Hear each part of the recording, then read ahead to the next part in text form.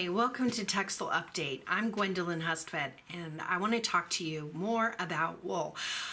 I love wool, so I've been talking about it a lot, but there's quite a bit to cover. We have already, this is part of a series of short videos about protein fibers, and we have already talked about the advantages and disadvantages of protein fibers, and we've talked very specifically about the issue that wool has with felting, which can be a problem or it can be art. But let's just talk about wool in general, its properties in general. First of all, wool is made from a protein called keratin. We have keratin in our hair and our fingernails, and animals have it in their hooves, right? Keratin is one type of protein polymer. There's another one, I believe it's called chitosan, that is the polymer that makes up the shell of shrimp, for example. And there are other kinds of proteins that might be used to make a regenerated protein fiber. For example, the proteins in soy can be used to make a regenerated protein fiber. The generic name for regenerated protein fibers, this is a little side tidbit, is Aslons. So you can say Aslon from soy. You don't call it soy protein fiber because the source of the protein is not as important for consumers to understand as the fact that it's a regenerated fiber, in the same way that we cannot call legally, according to the Federal Trade Commission and common sense, a fiber made from a cellulose source by the name of the cellulose source. So we don't call it spruce, we call it rayon. We can't call it bamboo, it's against the law. We have to call it rayon. And that's because the word rayon means something to consumers, whereas the source of the cellulose or protein may or may not mean something to consumers. So keratin is the name of the protein in wool. It's important to note that wool, animal fibers, so not just wool, but goat and sheep and other things, can include amino acids that contain sulfur, whereas silk does not include amino acids that contain sulfur. And that's super important. If you've ever had a perm, you know that the sulfur bonds that are in the polymers between the amino acids that have sulfur as part of them, the sulfur forms a nice double bond. It's a really nice sturdy bond, and it's part of the reason why the polymers can cross-link between each other, right? The amino acids can reach across and bond with each other through the sulfurs. And when we perm our hair, my hair is naturally curly, but let's say I wanted to straighten it, I would use a chemical that breaks all of the sulfur bonds, rearranges it, in this case into a straight form. I would never do this. I love my hair curly. Although I have straightened it like with an iron. So if you see a video with me with straight hair, that's how I did it. So we would rearrange the polymers, and then we would apply a chemical that allowed the sulfur bonds to reform. And that's a little bit why perms are stinky. But this is great because it means that animal fibers can have, some don't, like mohair or angora from rabbits, but can have a bit of crimp to it. And speaking of crimp, let's talk about the role of crimp in some of the properties of wool especially. So wool has a really nice 3D crimp. 2D crimp is when the fiber is bent back and forth like this.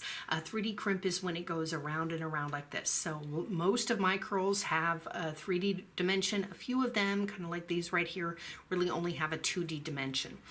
Some of you have hair that has a 2D dimension. We call that wavy. And some of you have fabulous crimped hair that has a wonderful 3D dimension.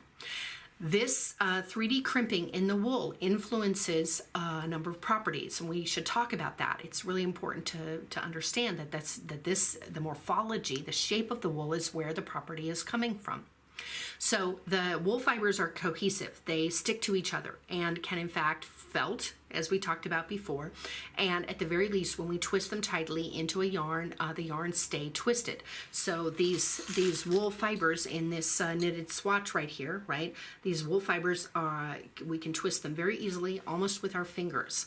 This is a wonderful property because people didn't have to work very hard to get wool to make yarns. Another property is bulk. The crimp increases bulk, and that perfectly makes sense if you think about the crimp of people who have 3D crimped hair, right? Our hair just takes up more space. It increases resiliency. Oh wait, the bulk means that there's more air in there, which also creates insulation. You might think, oh man, I have all this hair, I'm hot. But if the temperature outside and the rays of the sun are even hotter than your brain is, right, than 98 degrees, then actually all that air that's trapped inside your hair is protecting your brain, is keeping it cooler, right? Sweat's a different issue.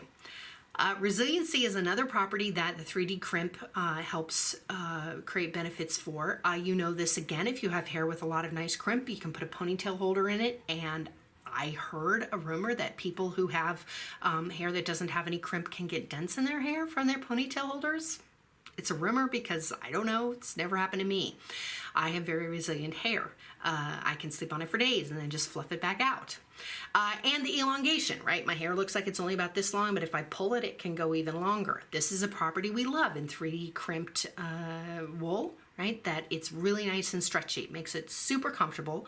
And last but not least, I'll mention really quickly that things with the 3D crimp, the hand is what's called soft. If you don't have any 3D crimp, then the hand is called smooth, right?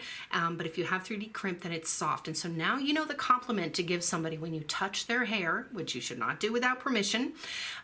But if you when you have permission to touch their hair, right? And if they have no crimp, then you might say, ooh, your hair is so smooth. But if they have some crimp, then you should compliment them by saying, ooh, your hair is so soft. That's the technical textile term. All right, so the cohesion, the bulk, the resiliency, and the elongation are all reasons why wool is ideal for things like dresses and suits that people wear in business settings. Because we can spin the yarns to be very tight and fine, we can make a men's suit, a worsted suit, for example, be actually fairly thin and lightweight. The bulk means that there's a little bit of air in there that provides insulation, which, depending on the climate, can really be a benefit. And the resiliency means we can wear it day after day without looking rumpled. And elongation means that we can get into action poses and have it stretch with us. You can't really see, but it's stretching across my back. So those are all reasons why the 3D crimp in wool is super. Super.